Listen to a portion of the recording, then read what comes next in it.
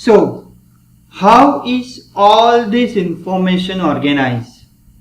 The ISO 19650 Part 1 emphasizes the quality of information. It refers to ISO 12006 Part 2 and 3 and specifies that classification of objects should be in accordance with the principles in the standards. The ISO 12006 defines a framework for development of built elements into a set of class of tables for a range of information object classes. It also defines how they are related to a series of system and subsystem in a building information model. These tables are the foundation for organization project information using a common language. There are two types of organization described in ISO: a classification type of an system and composition structural part of it. A classification hierarchy type of is organized to distinguish objects in a collection based on properties of interest. Classes are defined by attributes representing the properties of interest. Subdivisions will run from the general to the specific. It could look like this: an opening class with subclass such as doors or windows. Now, the composition hierarchy part is a concept of system that is not linked to any specific domain. In ISO 12006, all objects can be seen as systems. For example, a whole door system is made of parts like a frame, panel, and handle. We can also combine classification and composition. For example, the roof construction and the skylight are part of a roof system. The frame and the glazing are part of the skylight. Skylight and frame can have different types of limits in their composition. You can have wood, steel, or plastic type, for example. Classes can be divided into subclasses using the principles of specialization, resulting in a classification table.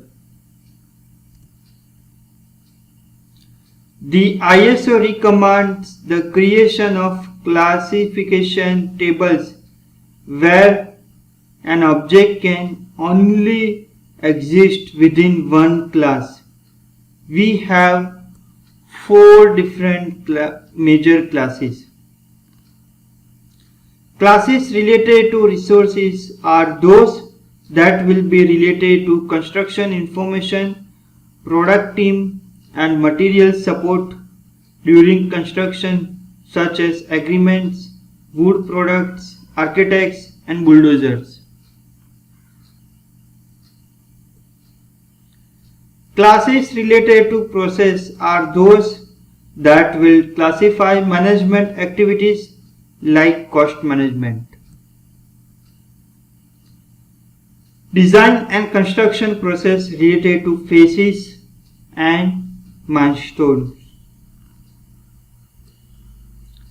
Classes related to result are those that will be classified by construction complex, construction entity, built space, construction element, and finally by work result.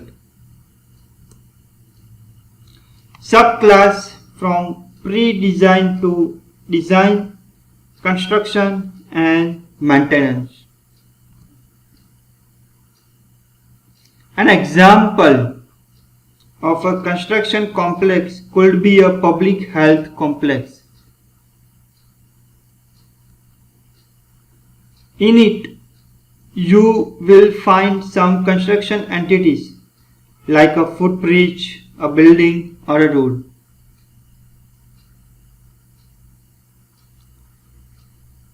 We also have built space like surgery department, recreation area, or storage zone, for example. We have construction elements like wall construction system or superstructures. Finally, we get to the work result such as feasibility studies or emergency lighting.